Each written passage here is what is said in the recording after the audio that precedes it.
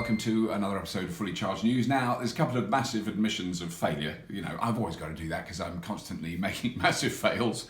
I want to make a correction to an announcement I made in the last news episode about me making a keynote speech at an online conference that's being organised by Teslanomics, the wonderful channel that's run by Mr. Ben Sullins. So I said this conference was organised by Teslarati. No, it's not Teslarati, although they're a perfectly decent and respectable channel. It is by Teslanomics, by Ben Sullins, and the date is shown here, and the link is below in the description beneath this video.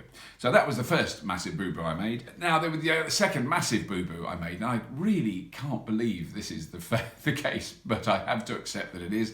Last week I was in Los Angeles at the LA Motor Show. I was there with Jaguar Land Rover. I had a test drive of the new I-Pace, the Jaguar I-Pace, amazing car, review coming very soon. I was doing pieces to camera in front of the production Jaguar I-Pace, and for a long time I stood with my back to the Tesla stand, which I'd seen, walked past it. They had a Model S there, they had a Model X there, they had a kind of house there with a power wall and solar panels, and you know, I kind of seen all that. Do you know what I mean? I walked past it without really looking.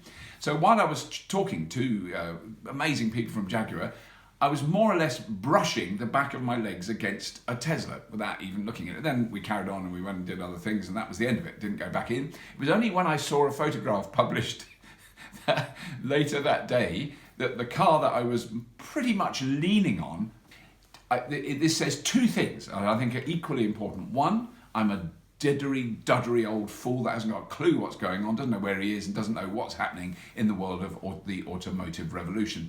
The other thing is, it does look quite like a Model S. I definitely looked at this car. It was a red Model S. I just glanced at it.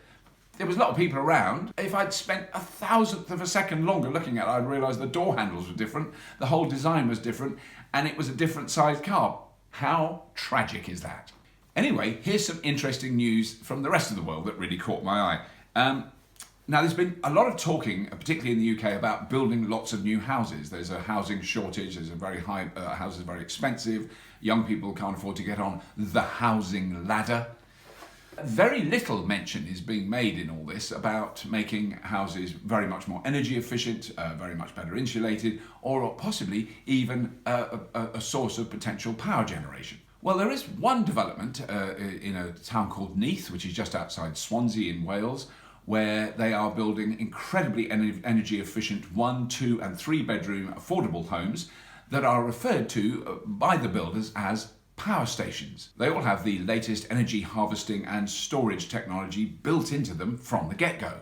Now, while these houses are between 10 and 20% more expensive to build than current affordable housing, and we're talking, you know, very, very reasonably priced housing, not kind of big, flashy footballers' mansions. These are sensible, small family homes.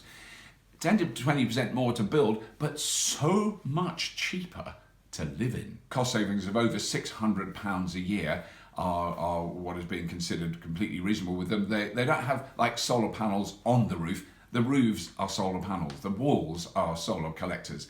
There's a lot of stuff with heat storage, using daytime sunlight to heat the house during the night, all those sort of things. Really clever systems. Batteries in the houses, obviously. As a man called Kevin Bygate from Specific, that's the UK Innovation Centre based at the University of Swansea, he said, the biggest single user of energy is buildings. If you can get buildings generating, storing and releasing their own energy, then that is a game changer. I think I agree with you, Kevin. Now, when you type the words, say, electric car into Google, how much energy is used to complete that search? I mean, it's done in milliseconds and it's amazing and we're all used to it and it's just become normal. But is it just like magic, or does that require some electrical input? I mean, presumably there's some electricity being used in order to carry out that task. So how much energy does it take to do a Google search? Well, the answer is loads. I mean, there's millions of people doing searches, and so it uses gigawatts every year. In fact, data centers consume between 1.1 and 1.5% of all the electricity we generate in the whole world. But thankfully, Google, well, and other companies as well, I know Apple are doing it, but Google have now reached a state where 100% of the electricity they use to run their data centers is from renewable sources. They've managed to achieve this through a combination of wind, solar and battery storage. So the next time you search for something, you'll only be using renewable energy to do it, unless your own computer is running off a very small coal-burning plant, which is not unheard of. Google's total energy infrastructure investments now top $3.5 billion. So I think we can kind of accept, there's lots of other things they're doing that aren't that wonderful, but I think we can kind of accept that at least in this area, they're doing something very good. Now, I've recently had some interesting discussions that continue on the Twitters about SUVs. Now, recently, when I was in Los Angeles, I test drove the plug-in hybrid Range Rover. It's a very difficult area. It's a much better Range Rover than the big V8 diesels or the big V8 petrol ones. It uses way less fuel. It's got a much smaller engine. It'll do about 28 to 30 miles on a pure electric charge. It will run as a hybrid. It uses much, much less fuel. It produces much less CO2 than the standard Range Rovers. It's still a massive 3-ton car. And when you're driving it on your own, as I was, it's just a little bit ridiculous. But anyway, it was oh my God, it was so comfy. I have to say this, it was so comfortable to drive, so wonderfully comfortable.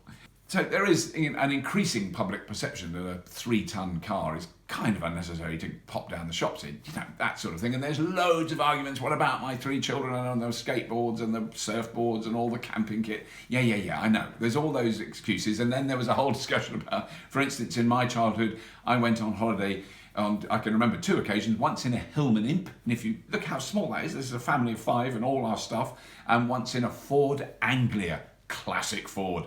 So somehow we managed that, no seatbelts, rubbish brakes, incredibly dangerous. I'm not suggesting we go back to that, but it is possible we could make do with slightly smaller cars. There's a Swedish company called Unity that recently released the Unity 1, which is a very, very small car. Now, this was a crowd-funded venture. It's got a lot of very clever electronics in it. It has a 22 kilowatt-hour battery, a range of about 300 kilometers, and a starting price of around 19,000 euros, which makes it one of the cheapest electric cars there is.